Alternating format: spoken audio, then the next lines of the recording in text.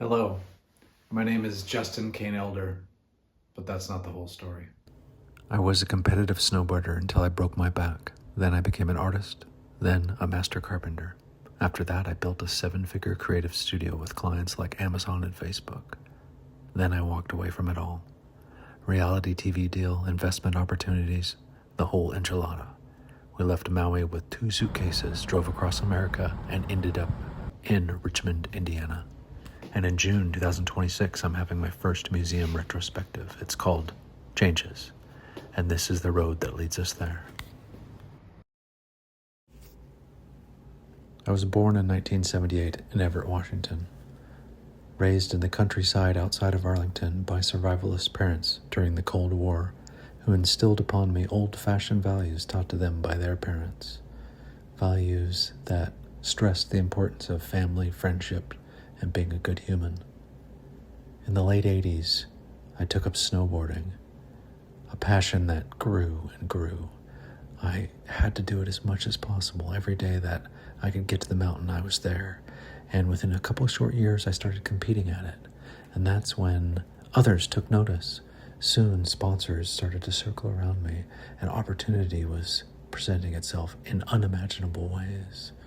But then, the year after I graduated high school, that summer, I broke my back in a snowboarding accident. That injury left me a half-inch away from being paralyzed, and that's when I knew I had to pivot. I had to turn back to my first love. It was the injury that brought me back to it, and that first love was art and creating from the heart.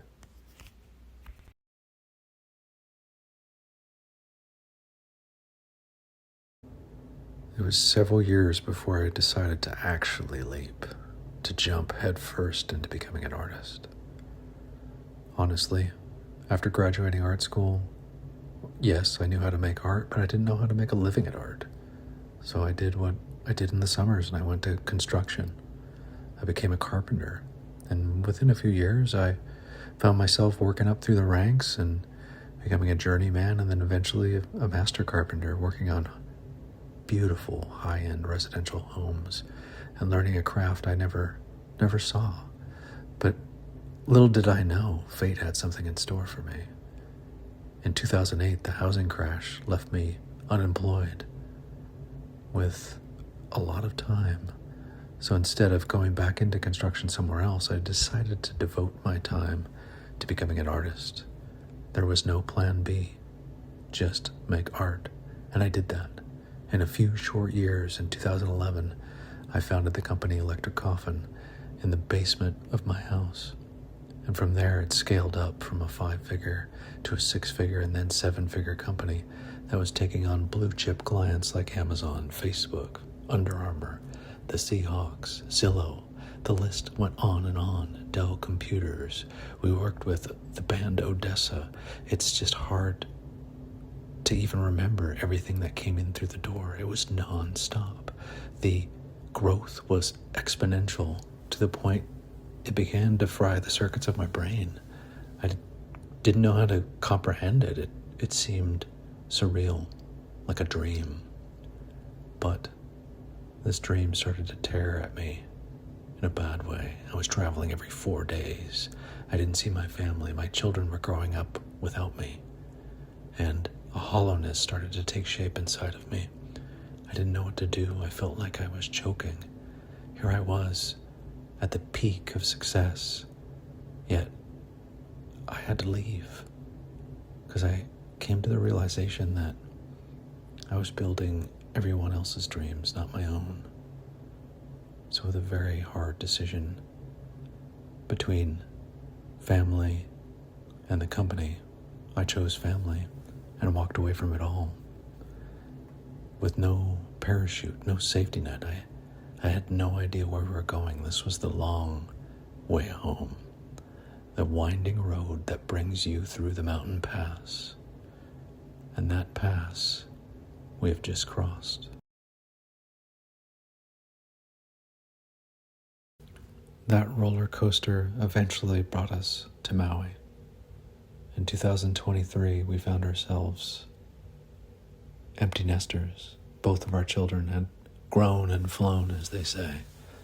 And we were sitting wondering what's next, and my wife, bless her heart, had the most wonderful suggestion. She said, let's pack everything up, throw it in storage, fly to Seattle, buy a car, and drive across the country and find a new home. So that's what we did. We took the road trip of a lifetime and saw the sights. We took our time. We took the back roads. The whole way was winding, never a straight shot, always a turn, always something new. That's El Cap. That's amazing. So many sights, so many memories. A smile ear to ear the whole way. Just an old Ford Escape and a couple of suitcases. We were reverse pioneers looking for home. Please. Makeshift highway coming in, rigs, going through Navajo land. Yeah, desert, baby. Escape. Oh, here's the crotch rocket guy. Tell me we're catching up to him. Coming through here. Look at this. Can you imagine? Might have bit off more than he can chew.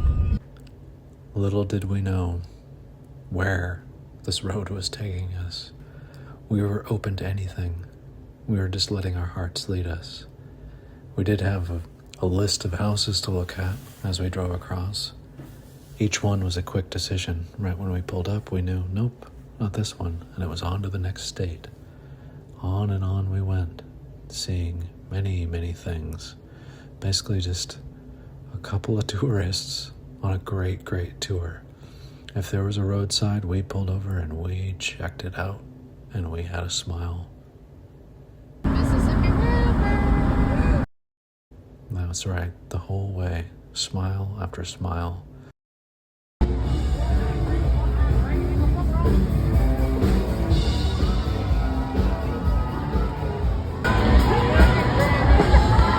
So much adventure awaits us all.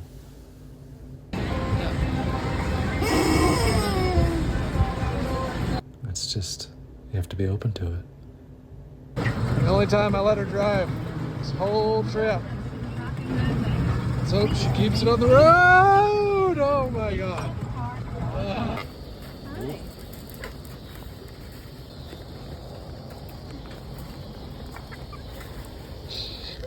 Hungry little buggers. Thank you. Would you like some food?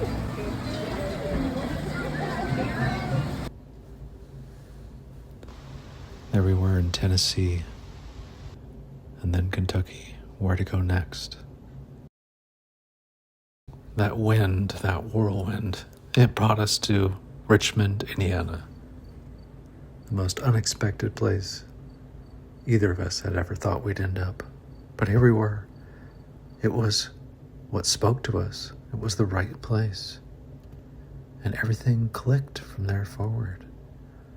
We had a home in a month, a roof over our heads and comfort, and a studio, a space to create. And I was brimming with inspiration after this road trip. And then the amazingness continued, and I secured my first ever retrospective show at the Richmond Art Museum. And that's why the title is Changes. Because behind these doors, where all this wonderful work sits quietly for others to view in awe, I too will be fortunate enough to show my work at this wonderful establishment that has been a staple of Indiana for 128 years. It is the second oldest museum in the state. And it still feels like a dream that I'm going to be putting my work in there, and not just a couple pieces. We're talking acreage, many, many works you'll be able to see firsthand in multiple rooms just how much change has gone through. That is the constant. That is the one thing I will always do. It's now also time for me to stop hiding, to let others know, to show you, my fine friend who's watched this, to show you who I've always been. This is the road to changes. From a storage unit to this studio to a museum. If you want to see the journey unfold, subscribe, because the next 6 months are going to be a ride.